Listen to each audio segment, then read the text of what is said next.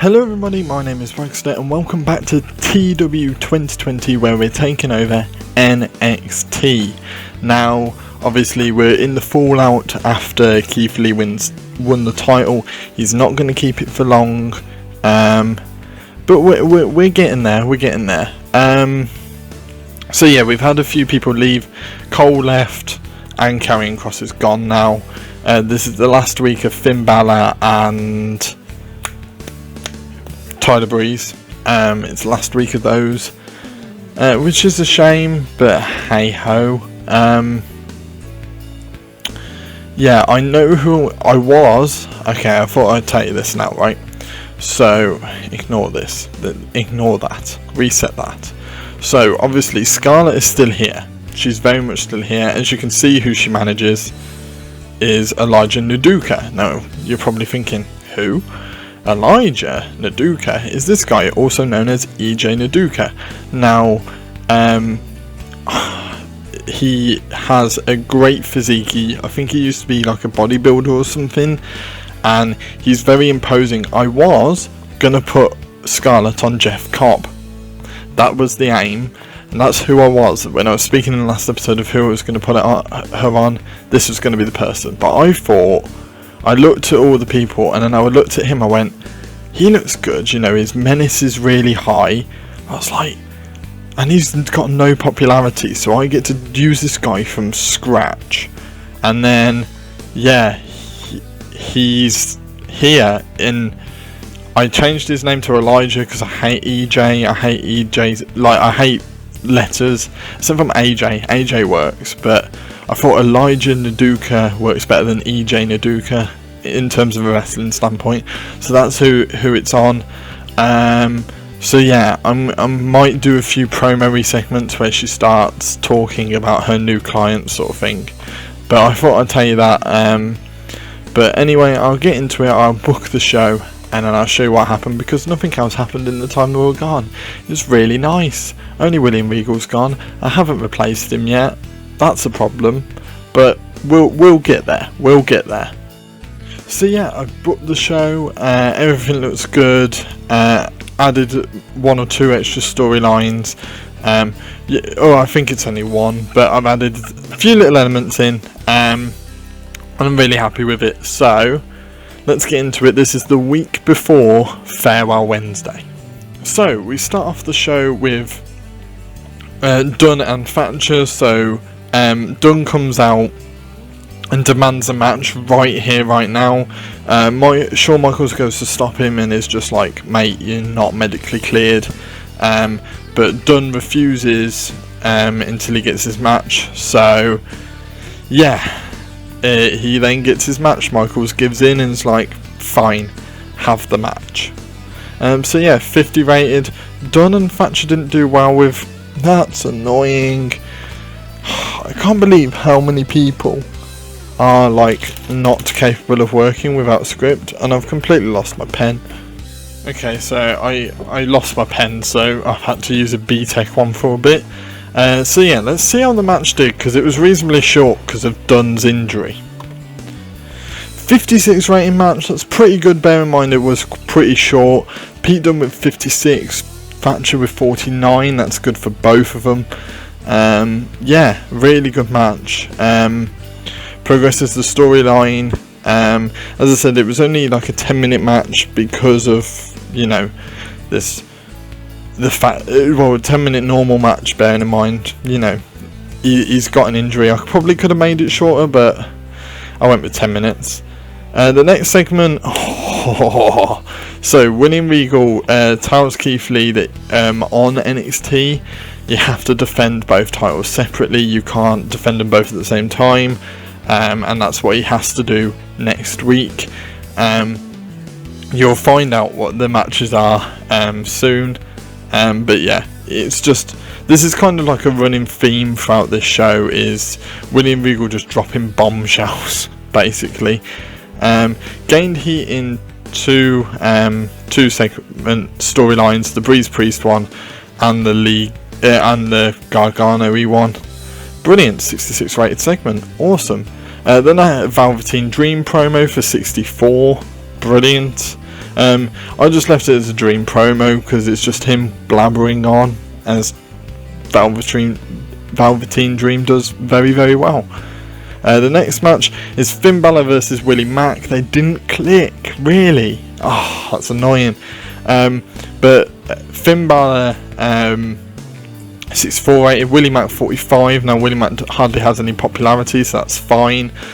But he won the match. He's got all the popularity. 55 rated. If it's 55 rated and they didn't have much chemistry, that's alright in my opinion. And he got an adequate for his gimmick, which is okay. This did much better than I thought it would. Okay, so I had Triple H in charge of the women's title contract signing between Charlotte Flair and Io Shirai. It was fine. It was a nice contract signing sort of thing, but Charlotte just running down NXT, running down Io Shirai, and basically saying that she can't do it in a one-on-one match. Obviously Io Shirai is struggling because she doesn't really speak the language very well, but hey ho, it's still 67 rated, so we're fine. The next match, it's not a match, it's starting a storyline where Scarlett and Elijah Duca. Scarlett's basically saying, I just found someone better, and there's small shots of Elijah, only small ones, but there's snippets in there. Oh, okay, this match did okay. So Tyler Breeze versus Damian Priest in a last man standing match. Damian Priest had the higher rating, which is good. The storyline's ended now, but yeah, really, really good match. Breeze, lovely way for him to finish. He's lying on his back for a 10 count. What a way for him to leave. 49 rated, very good match. Bear in mind they hardly have any popularity. Here we have Raquel Gonzalez and Dakota Kai basically tell Tegan Nox and Shotzi Blackheart to stay out their way and stay at the bottom of the card in the women's division. And Raquel Gonzalez can't talk. What a surprise! To be honest with you, I'm not surprised. Are you? Are you surprised? Because I'm not. She doesn't really speak on TV, and I have a feeling I know why.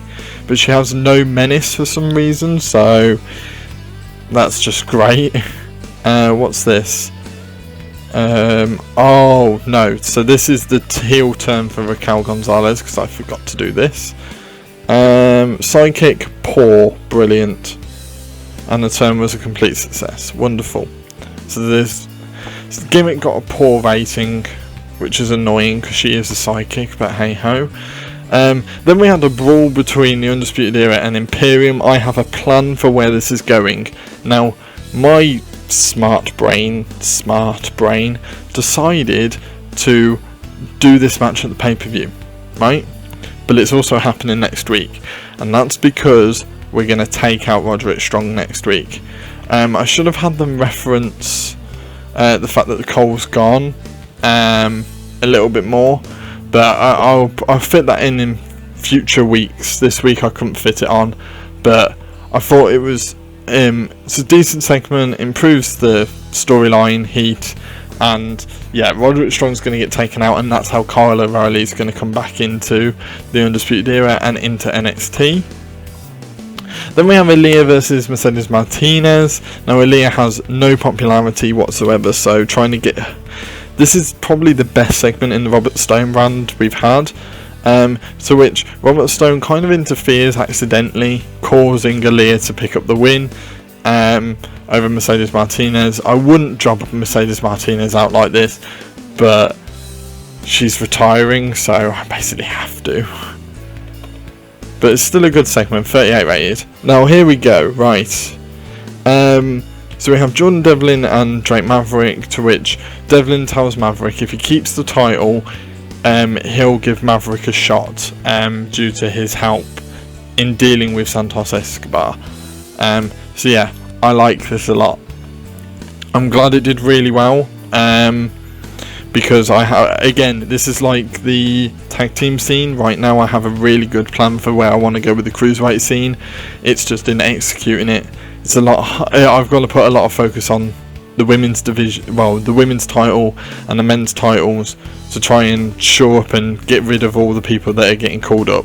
whereas because of the tag team division and the cruiserweight division not being affected, I've decided to put those feuds on the back burner, knowing nothing's going to happen to them. But still, good segment. Okay, so then Regal declares that the winner of this match between Gargano and Ciampa, I don't know how that match is going to go down. I really don't know, because they hardly have any popularity in comparison to what Cole had.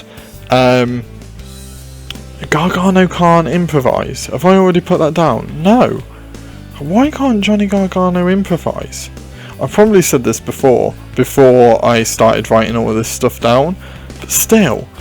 But yeah, what Regal says is next week it will be a triple threat with Keith Lee, a mystery person, and the winner of Gargano Ciampa. I don't know what this is going to be like, guys. This could either be the best match we've had, or it will be a dud. It's a dud. 55 rated segment. That's annoying. They had great chemistry, both on 62. It went for 35 minutes, and it was only 55 rated. Why? I've got to go on the dirt sheet. I don't like doing this, but I've got to know. Penalised for being unable to use spinal impact moves. Went on for too long. Okay. It's a bit annoying though. I thought it could do better than that. And then we have Keith Lee and Johnny Gargano face to face. Keith Lee lifting up the title, the NXT one, and Gargano smiling. And that's how we finish the show. How did this one go? 58 rated. It's not as good as the previous weeks, but that's because that main event segment, I wasn't sure how it would go, because both of their popularities have dropped recently, especially Ciampa's after the cross loss. So yeah, they're both below 50 popularity, so it's going to be very difficult to get much higher than that, especially if I've booked it slightly wrong. But still increasing our popularity in regions, and that's all we want. So 58 rated, can't complain too much about that. But yeah, next week's the big show for me. Well, it's a big show.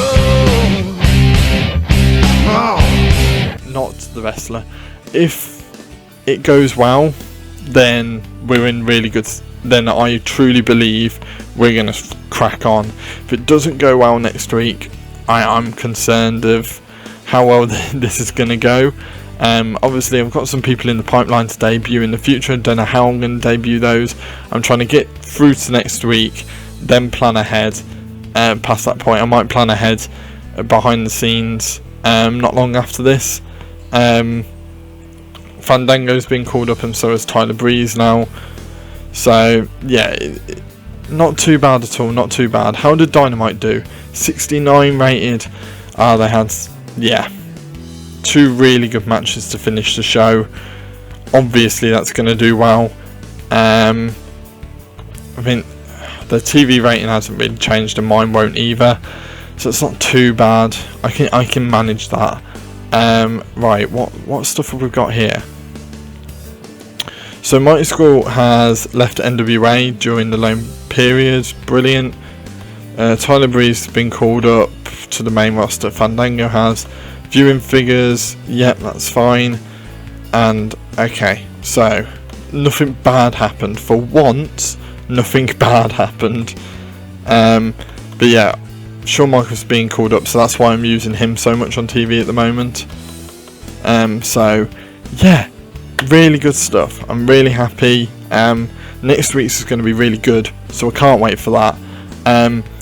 Put anything down in the comments down below. Is there any wrestlers similar to what I've done with Elijah the Duke or something like that? What I've done with him. If there's anyone you like, they're really good, you might want to pay attention to them. Do the same. Please tell me. It does help. If there's anyone that I'm missing, hit that like button if you like this video. Subscribe if you're new, because we're not far into this. So yeah, if you're new here, please subscribe and you won't miss a thing. And I will see you in the next video. See ya!